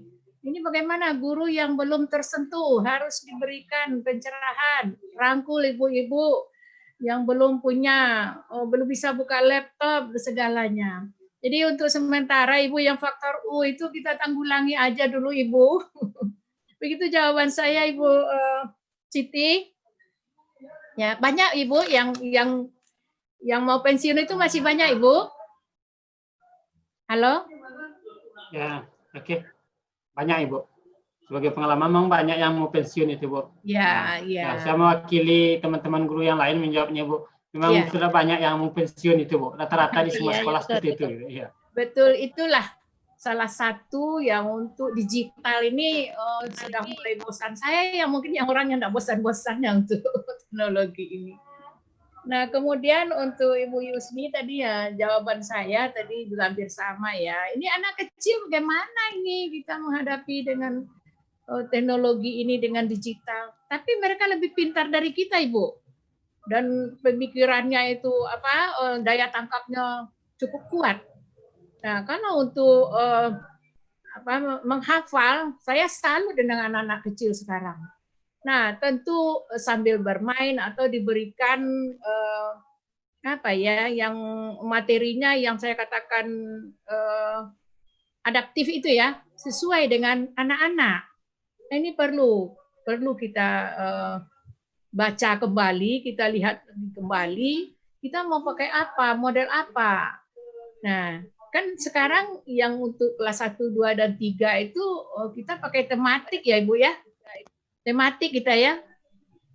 Nah, jadi kalau model pembelajaran yang akan diberikan ya tentu belajar sambil bermain. Nah, learning by doing itu belajar sambil bermain. Saya yakin ibu-ibu sudah bisa sebetulnya.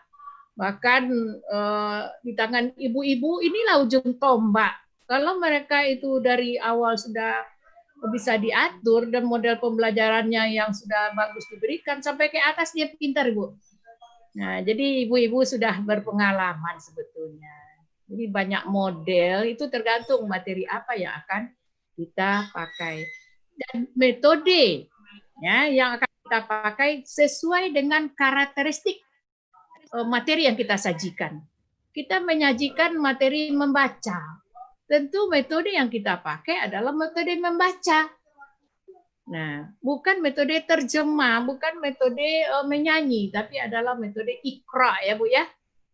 Jadi untuk memilih satu metode atau model, kita lihat karakteristik materi yang akan kita sajikan. Barangkali itu dari saya Bu, sementara makasih saya kembalikan kepada moderator. Terima kasih Ibu atas jawabannya. Ada kesimpulan kita, ini hampir sama ini, orang yang hampir pensiun dan anak-anak yang baru belajar gitu loh. Jadi memang untuk guru-guru kita yang pensiun ini cukup banyak ini Bu di sekolah-sekolah. Ya memang butuh bantuan kita guru-guru yang muda-muda yang masih semangat dan energik untuk tetap mendampingi mereka. Gitu. Artinya bukan kita yang mengerjakannya, tapi kita dampingi mereka bagaimana mereka bisa juga melakukan pembelajaran di era seperti sekarang ini. Gitu. Ya, jadi perlu kerjasama kita sesama guru, mungkin barangkali di sekolah masing-masing. Betul. Ya. Ya. Untuk anak-anak yang di masa anak-anak yang baru-baru ini, bagaimana kita bisa memberikan metode-metode belajar sambil bermain gitu. Ya, saya terpikir ide ini bagaimana kita nih buka workshop nih buat bagaimana kita bisa membuat animasi nih. Mungkin kita akan rekomendasi dengan pengusaha AKP nanti bagaimana kita bisa guru-guru ini bisa membuat semacam animasi-animasi pendek yang mungkin kita bisa berikan kepada anak, kirim melalui WA, nanti mereka belajar melalui animasi tersebut. Mungkin seperti itu. Ya, sedikit lagi yang perlu saya tekankan, itu namanya adaptif ya. Kalau kurikulum adaptif, marketable tadi, itu yang dibutuhkan, yang pasarannya seperti itu, dan fungsional. Nah ini saya menekankan juga karena saya berkecimpung dalam bidang kurikulum. Nah, karena kurikulum yang kita pakai sekarang itu ya apa ya bervariasi karena kita sudah menghadapi zaman digital.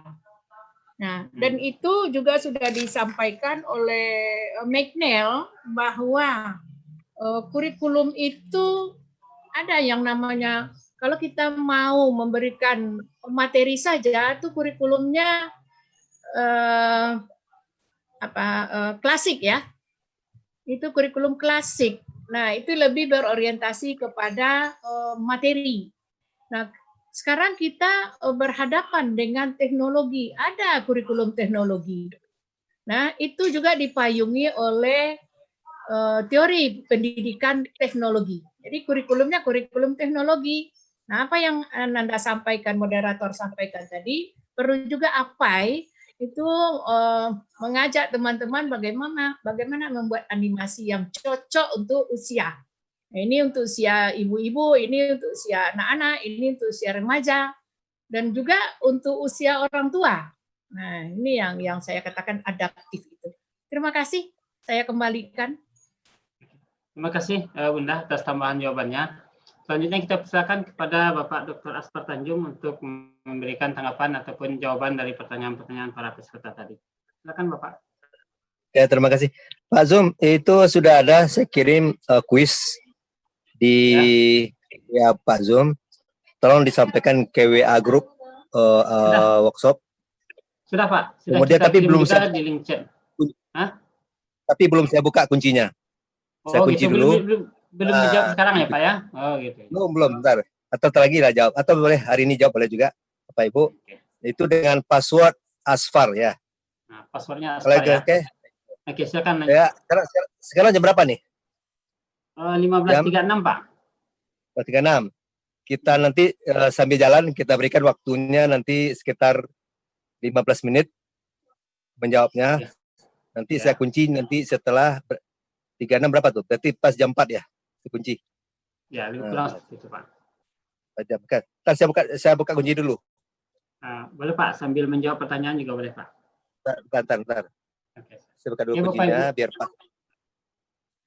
Biar pas. Ya, Bapak Ibu peserta, silakan kuis yang tadi silakan dikerjakan sambil mendengarkan jawaban yang disampaikan oleh Bapak Dr. Asfar Amir. Dan nanti waktu kita cuma 15 menit untuk menjawab itu. Nah, kemudian passwordnya Asfar. Linknya nanti sudah kita bagikan di grup peserta, sudah kita bagikan. Kemudian di grup chat Zoom meeting sudah juga kita bagikan. Sudah Pak, sudah saya buka langsung kuncinya tuh. Oke, silakan dijawab pertanyaan para peserta Pak. Oke. Ini pertanyaan dari Bapak Ibu. Nanti dari Ibu Isniati memang pernah ketemu di Padang di SMA 1 Padang. Makasih atas acungan jempolnya, katanya pengawas yang kreatif. Inilah yang dikatakan Bapak Ibu, pengawas itu harus kreatif, termasuk guru juga agak kreatif. Kalau pengawasnya kreatif, gurunya akan menjadi tertarik lagi, lebih tertarik lagi. Kalau gurunya positif dan kreatif, muridnya akan tertarik lagi. Itu salah satu kunci menjadikan guru yang profesional, Bapak Ibu. Itulah yang katakan Bapak Ibu. Saya mencontohkan dalam diri saya dulu, baru nanti saya pakai dengan orang lain, Bapak Ibu. Ini Pak Irsa yang bertanyakan Bapak Ibu, gimana caranya menjadikan anak itu lebih bisa melakukan sholatnya lebih lengkap, Bapak Ibu. Bapak Ibu, yang pertama tolong Bapak Ibu cek nilai anak yang tidak lengkap sholat itu kira-kira di bawah KKM kah atau di atas KKM? Nah, umumnya nilainya berada di bawah KKM itu, yakin saya. Kenapa? Anak yang disuruh sholatnya susah, kemudian disuruh, apalagi suruh belajar. Sholatnya suruh susah, apalagi belajarnya. Anak kalau sudah sholat, pasti dia mudah belajar. Nah, ini satu cara. Jadi Bapak Ibu nanti, Ibu kerjasama dengan, atau Bapak Irsa, atau Ibu lain yang hadir hari ini, kerjasama dengan kepala sekolah, bikin namanya nanti surat, model surat panggilan. Yang pertama Bapak Ibu cek. Ketika Ibu UH, coba cek berapa anak yang gagal di situ. KKM kita 75. Kemudian jumlah anak 30, gagal 20 orang. Lihat di antara 20 orang ini dan lihat yang 10 orang tuh. 10 orang ini anaknya hebat atau tidak? Sholatnya gimana? Pasti ibadah sholatnya lengkap. Nah, inilah caranya Bapak Ibu nanti hubungkan dengan kepala sekolah, nanti panggil orang tua murid melalui data ini. Bisa. Bu, anak Ibu kayaknya nilainya kurang ini. Nilainya 6, 60, 50 lagi nih Bu. Susah ini Bu. Tapi anak kita tidak sholat Bu. Tolong suruh anaknya sholat, berdoa lagi, insya Allah nilainya akan bagus. Itu hubungnya. Ini. Di mana Bapak Ibu tahu anak tidak sholat? Ketika mengabsen anak. Nah ini, bukan waktu-waktu saja. Nah ini. Insya Allah itu bisa. Nah, yang kedua, Ibu Isniati tadi gimana caranya kalau anak tidak sholat, anak-anak kecil, gimana cara mengolahnya supaya bisa belajar lagi, bisa sholat lagi Bapak Ibu. Bapak Ibu, ya, itu makanya buku penghubung. Sayangnya buku penghubung itu tidak dilaksanakan, tidak jalan pada saat sekarang. Hampir banyak tidak jalan. Andaikan jalan buku penghubung antara guru dengan murid, dengan wali murid, pasti bisa terlaksana di saat pandemik. Ini yang kelemahan. Karena pandemik terjadi, buku penghubung tidak jalan, sehingga banyak orang tua tidak kenal dengan gurunya, guru tidak kenal dengan orang tuanya, Bapak Ibu. Apalagi orang tua tengah kenal dengan gurunya, biasanya orang tua punya grup tersendiri terhubung dengan wali muridnya. Itu lebih bagus lagi Bapak Ibu. Itu makanya ini. Kemudian, nah ini sebuah cara Bapak Ibu. Jadi yang jelas, saya Bapak Ibu hari ini berasa inilah salah satu keunggulan belajar di era milenial. Saya hari ini tidak di Padang, di Jakarta saya hari ini Bapak Ibu, malah di Depok saya hari ini, tapi bisa belajar dengan tetap mengajar, bisa tetap buka dengan Bapak Ibu. Tapi karena batin saya sudah terjalin dengan Bapak Ibu, katanya tadi, Bapak katanya tadi sudah energik. Wah, luar biasa ini, sebuah pujian Bapak Ibu. Kenapa Ibu juga harus dapat pujian dari muridnya, walaupun tidak dan berhadapan langsung. Itu sebuah contoh Bapak Ibu. Jadi guru harusnya hebat, dan guru hebat itu harus punya energi dengan muridnya Bapak Ibu. Kenapa? Itu tak bisa dipaksakan Bapak Ibu. Itu dia. Kemudian Bapak Ibu, strategi lain Bapak Ibu, kenapa ada hubungannya ibadah sholat itu dengan hasil Bapak Ibu. Makanya Bapak Ibu mulai besok, di semester baru besok, lakukan penelitian awal. Coba lihat, anak-anak yang hebat itu coba bina langsung. Anak yang tidak hebat itu coba hubungkan dengan orang tuanya. Nah Bapak Ibu, ini mulai tahun ajaran baru besok ini, mulai 13 Juli ya, mulai besok semuanya minta dulu buku penghubung, kemudian buku penghubung ibu antara guru dan murid diberdayakan. Yang kedua, dibicarakan dengan kepala sekolah. Nah, ini sebenarnya Bapak Ibu, kemajuan sekolah itu berada di kepala sekolah dulu. Ini kadang-kadang kepala sekolah kurang perhatian tuh ini. Saya tanya sama Bapak Ibu, jalan nggak supervisi kelas oleh kepala sekolah kepada Bapak Ibu? Jawabannya bukan hari ini, jangan Ibu jawab. Ibu rasakan saja. Saya kebetulan sebagai asesor akrasi sekolah di Sumatera Barat, pengurus BAN nasional Bapak Ibu, hampir rata-rata banyak yang tidak jalan supervisi ini. Padahal supervisi bahagian tugas dari kepala sekolah. Kepala sekolah itu Bapak Ibu harus punya NUKS Bapak Ibu. Nah, nilai diuji lagi. Nah, malah kadang-kadang ketika mau diakreditasi banyak yang ada instrumen kursus saja yang jalan, tapi kepala sekolah tidak jalan ke kelas. Ini satu kelemahan. Kalau kepala sekolah itu jalan ke kelas, melihat guru mengajar di kelas, saya yakin kelemahan guru akan didapat dan itu yang diperubahan oleh kepala sekolah. Itu salah satunya. Apalagi hari ini kepala sekolah tidak masuk kelas, kemudian ngajar tidak, masuk kelas pun tidak. Nah, ini apa yang terjadi? Sekolah jalan sesuai dengan caranya, guru jalannya gitu juga Bapak Ibu. Inilah. Jadi mulai ke depannya Bapak Ibu coba bicarakan dengan kepala sekolah. Bapak Ibu saya jawab hari ini, coba Ibu rasakan sudah berapa kali Ibu disupervisi kepala sekolah selama mengajar itu. Mungkin ada yang jawabannya yang tidak pernah, ada yang pernah sekali, ada 2 kali, padahal itu bagian tugas pokok dari kepala sekolah Bapak Ibu. Bapak Ibu, saya ingin sebenarnya menerapkan ini kepada kepala sekolah. Kalau ada pelatihan kepala sekolah untuk ini, itu yang saya tekankan Bapak Ibu. Mudah-mudahan Bapak Ibu. Nah ini, kemudian bagi Bapak Ibu, yang jelas saya sudah melakukan. Nah sekarang Bapak Ibu, Ibu-Ibu sudah bisa enggak membuat kuis Google Formulir untuk ujian online itu? Kalau belum nanti kita belajar juga pelatihan itu Bapak Ibu. Mudah Bapak Ibu, satu lokal 30 orang, dalam tempo hari itu juga akan dapat jawabannya Bapak Ibu. Hari ini sudah saya cobakan sebuah contoh saja Bapak Ibu, uji kuis Bapak Ibu, mudah-mudahan siapa pemuncaknya akan ketahuan nanti dalam tempo yang sesingkat-singkatnya, ketahuan Bapak Ibu. Setelah 15 menit nanti saya tutup Bapak Ibu, saya umumkan siapa yang tertinggi nilainya. Paling angkat Bapak Ibu. Ternyata bisa Bapak Ibu. Nah, siapa yang tidak lulus? Bapak Ibu, nanti kita berikan deadline-nya mungkin soalnya 15, di bawah 10 berarti tidak lulus. Di atas 10 masih bisa lulus. Itu bisa jadi Bapak Ibu. Inilah sebuah cara. Sekiranya itu saya, Pak Irza, Ibu Yusniati, terima kasih Bapak Ibu atas acungan jempol dan pujiannya Bapak Ibu. Mudah-mudahan Ibu juga menjadi pujian bagi muridnya, tim Bapak Ibu hari ini. Terima kasih. Assalamualaikum warahmatullahi wabarakatuh. Waalaikumsalam warahmatullahi wabarakatuh. Terima kasih Pak, sungguh atas jawabannya, memacu adrenalin kita sebagai guru, bagaimana kita bisa meningkatkan kompetensi kita di era digital ini. Bagaimana kita bisa baik memberikan materi secara online, baik memberikan materi ujian secara online. Ya, hari kemarin kita juga sudah belajar bagaimana memanfaatkan aplikasi KTA digital untuk pembelajaran secara online. Dan masih banyak yang lainnya. Nanti kalau memang kemungkinan ada, kita juga bisa buka workshop bagaimana melakukan ujian secara online ini. Oke, baik, itu mungkin inti dari jawaban dari Bapak Aspar Amir, bahwa kita bisa lebih meningkatkan kompetensi kita di era digital ini. Baik, kita masih ada waktu kira 15 menit lagi. Mungkin ada yang mau bertanya, silakan diacungkan tangannya. 2 saja kita buka dulu. Silakan. Kalau ada, oke. Silakan Ibu. Maaf Ibu, apa tadi? Ulang yang angkat tangan tadi. Coba diulang lagi Ibu, apa tadi? SAG. Oke. Yang akan bertanya. Yang lain ada? Oke. Silakan Ibu Guswita.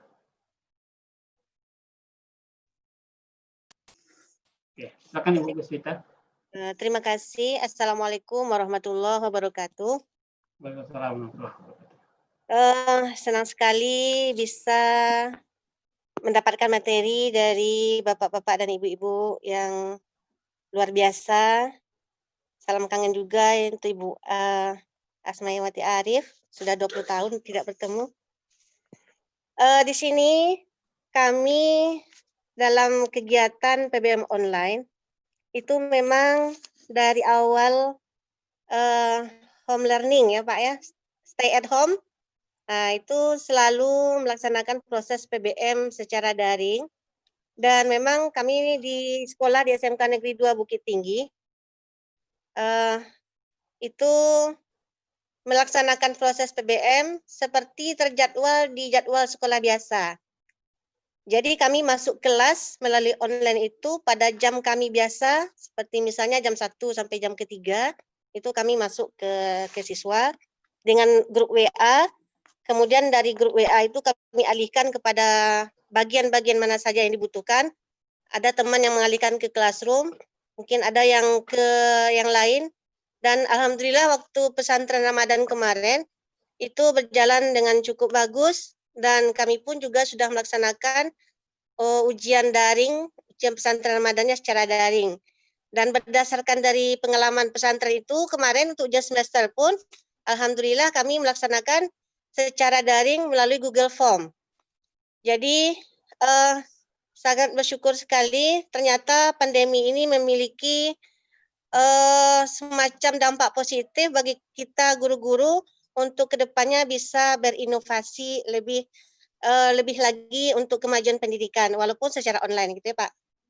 Di sini yang ingin kami tekankan atau mungkin yang ingin kami pertanyakan juga kepada Bapak Ibu narasumber yaitu kendala kami dalam melaksanakan PBM secara online ini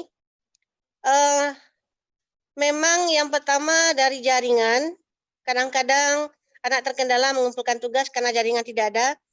Kemudian juga karena ada memang minat yang kurang dari siswa dan juga mungkin orang tua yang kurang memotivasi, sehingga ada juga siswa kami ini yang seakan-akan seperti tidak mau saja gitu ya untuk mengikuti proses. Jadi kami di sini mungkin meminta kepada Ibu dan Bapak narasumber, karena kami yakin Bapak dan Ibu sudah memiliki banyak pengalaman, jadi bagaimana strategi kami sebagusnya atau sebaiknya untuk kedepannya, sehingga dalam proses PBM online, karena kita belum tahu juga nanti tahun ajaran baru mungkin masih online, kiat-kiat kita supaya siswa ini memang bisa mengikuti secara maksimal, untuk kedepannya lebih maju lagi pendidikan kita. Mungkin itu saja Pak. Terima kasih. Assalamualaikum warahmatullahi wabarakatuh. Waalaikumsalam warahmatullahi wabarakatuh. Ibu Guswita dari SMK 2 Bukit Tinggi tidak mempertanyakan sebenarnya, cuma berbagi pengalaman bahwa sudah melaksanakan proses pembelajaran secara online baik melalui Google Formulir, Google Classroom dan segala macamnya. Juga sebagai informasi Bapak dan Ibu narasumber, Pak Bunda Asmawati dan Pak Aspar, memang terlihat cukup banyak guru-guru kita yang sudah bisa melakukan pembelajaran secara online ini. Dan kemarin Akpai Kota Padang juga sudah menyelenggarakan workshop pembuatan video pembelajaran. Nah, itu juga grup PAI itu pesertanya dan penyelenggaranya Akpai Kota Padang, dan kita bersyukur kita dapat dipertemukan dalam Akpai seperti ini. Mungkin karena waktu tinggal 10 menit lagi, kita minta sekalian menanggapi apa yang disampaikan Ibu Guswita tadi. Kita minta kepada Ibunda Asmawati Arif untuk memberikan tanggapan dan closing statement dalam materi kita hari ini. Pada Bunda Asmawati Arif, silakan. Baik, terima kasih lagi. Saya salut sama Ibu Guswita ya, masih ingat saya 20 tahun yang lalu, tapi Ibu kayaknya masih kayak seperti mahasiswa. Dari Bukit Tinggi ya Bu ya, sudah berhasil, kita baru melaksanakan. Ini kan kalau boleh dikatakan sensaran membawa nikmat ini ya. Sensaranya apa? COVID, nikmatnya apa? Dapat ide-ide baru muncul kreatif, muncul inovatif, sehingga bisa berjalan dengan baik. Bahkan pesantren Ramadan pun jalan di tengah-tengah mewabahnya COVID ini. Nah, salut sama Ibu. Nah, kemudian kalau kendala yang dikatakan ini sudah kendala digital, apa yang dikatakan dengan elektronik ini, jaringan itu tidak kita aja, Bu. Kami aja kuliah, ada anak-anak yang tidak bisa, malah manjat-manjat sampai jatuh untuk mencari sinyal. Nah, ini jadi jaringan tidak jalan, tapi kami memberikan kemudahan kepada mahasiswa mengintip saja dia di dalam satu jaringan, 3 orang misalnya, itu sudah dianggap bisa.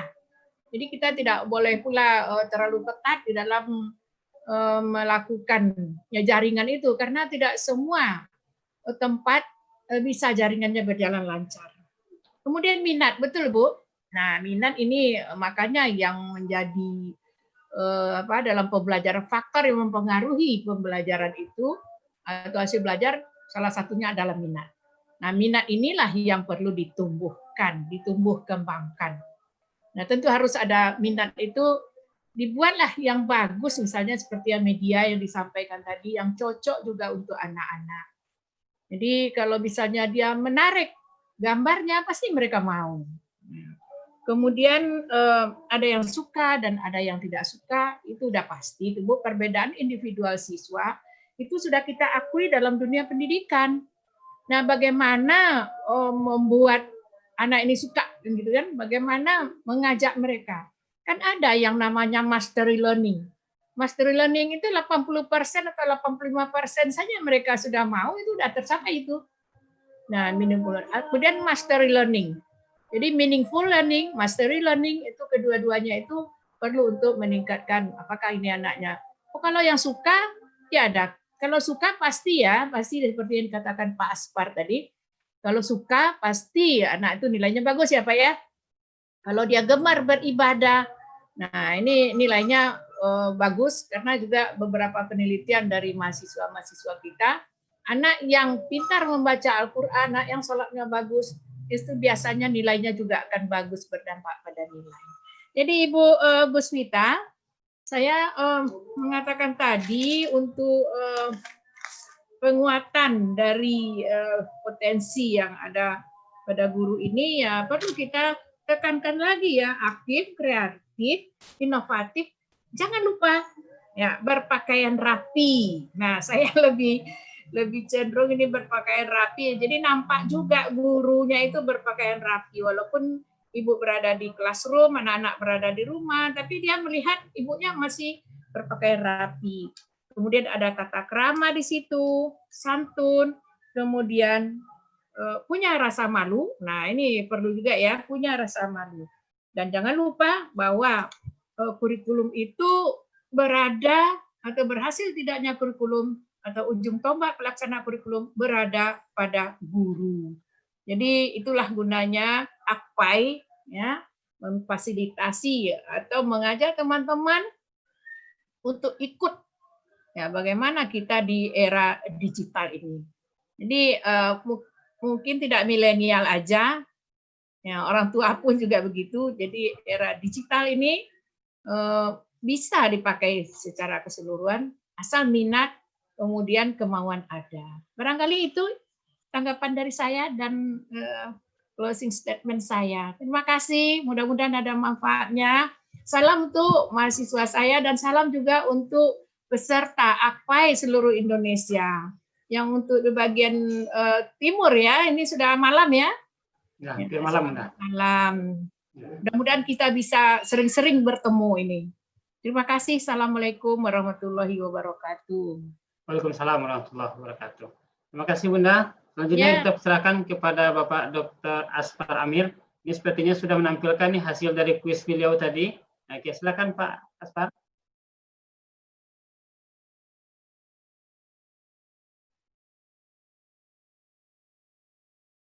Silakan Pak Aspar.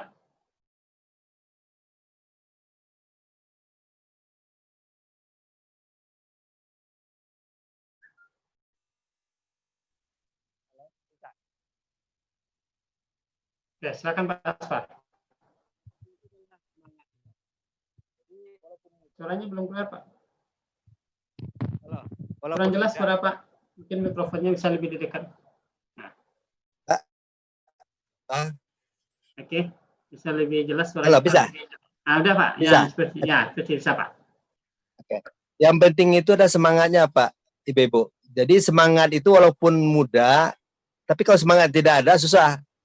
Banyak guru muda tapi tidak disayangi dan tidak dihormati oleh murid-muridnya.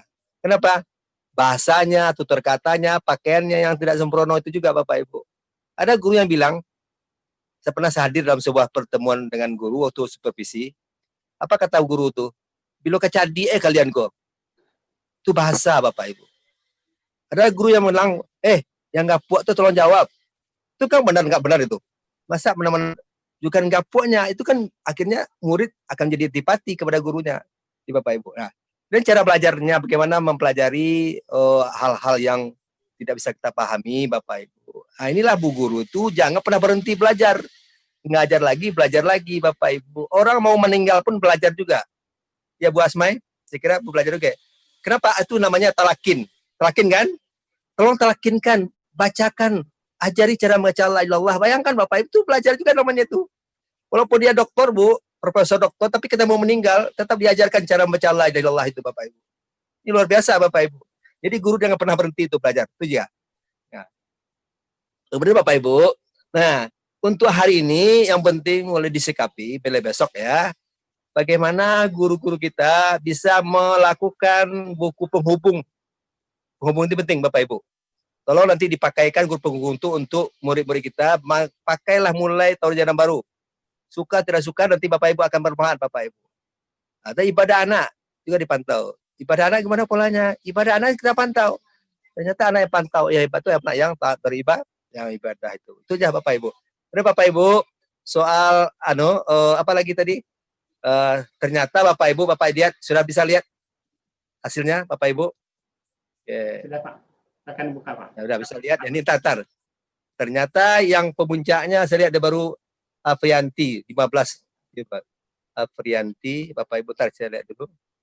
Ini hebatnya Google Formulir ini Bapak Ibu, online. Tahu semuanya, bisa paham, bisa lihat Bapak Ibu. Nih, sebentar ya.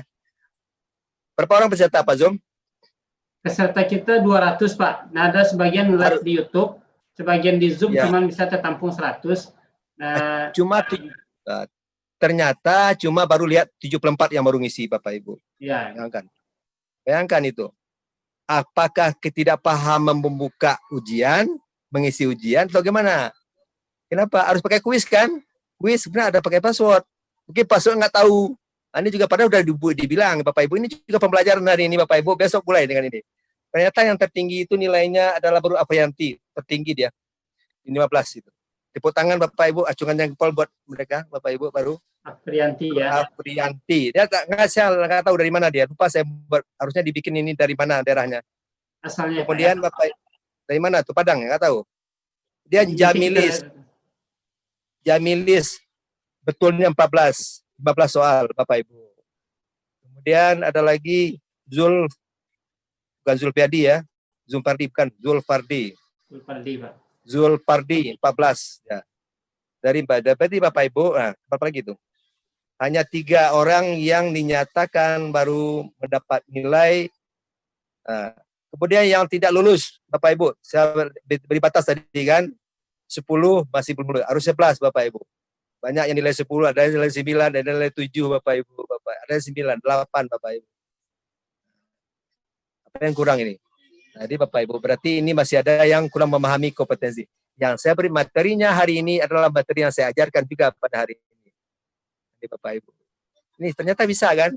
Mudah memahami cara membuat soal Bapak Ibu. Nih, jadi Bapak Ibu, boleh bagi daerah-daerah lain, mungkin ketika KKG-nya, MGMP-nya, boleh nanti minta pembinaan khusus dari saya, boleh nanti bagaimana cara membuat Google Formulir dengan soal ini bisa dipahami.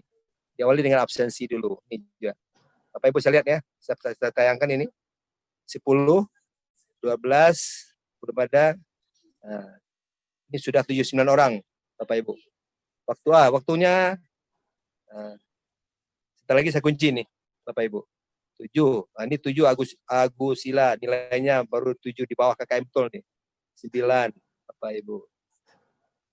Nah, ini kan, contoh setuju kan? Ini pola, sebuah pola aja Bapak Ibu. Yang penting Bapak Ibu hari ini bukan kuisnya. Adalah bagaimana Bapak Ibu bisa menarik minat untuk belajar secara online, membuka ujian secara online. Bapak Ibu, bagi yang belum paham nanti bisa kita perdalam lagi cara membuat Google Formulir untuk sistem kuis Bapak Ibu. Bapak Ibu, jadi hari ini sudah ada 3 penilai. Oke. Sekarang Bapak Ibu lihat ya, saya kunci ya. Boleh kita kunci bersama-sama? Karena tadi waktunya 15 menit saya berikan, berarti dengan jumlah 80 orang yang menjawab. Bapak Ibu saya lihat nanti. Ini dia. Ini Bapak Ibu saya lihat, saya kunci ya. Ada 78 ini, Dok. Oke, ini saya kunci. Nah, merah dia. Otomatis kunci. Saya buka lagi, biru dia. Nah, sekarang Bapak Ibu saya kunci dengan cara ini, semuanya bisa merah. Berarti sudah tertutup, sudah 82 yang menjawab. 82 yang menjawab itu, coba lihat tadi, yang terakhir tadi saya buka. Belum ada yang membatasi. Baru ternyata Afrianti, Jamilis, kemudian Zulfardi 13. Saya akan beri reward ini, mungkin panitia bisa reward juga, nggak apa-apa.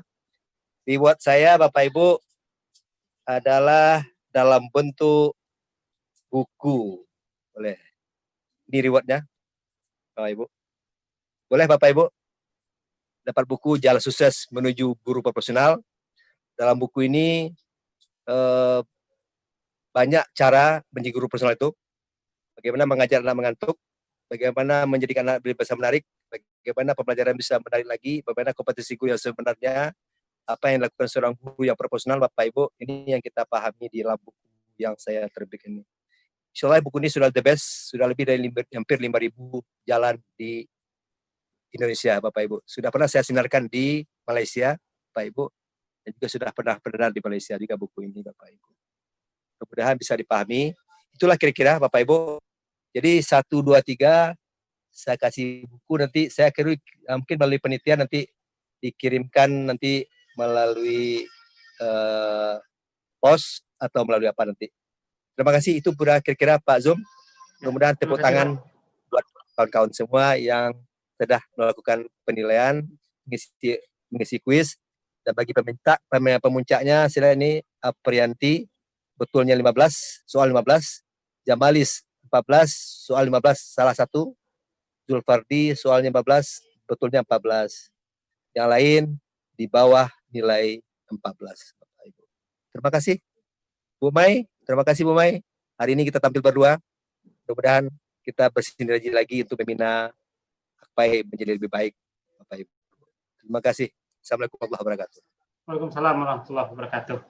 Terima kasih Bapak Aspar atas penjelasannya dan kuis yang sudah diberikan. Baik Pak, sebelum kita tutup, mohon ditutup screen-nya dulu Pak.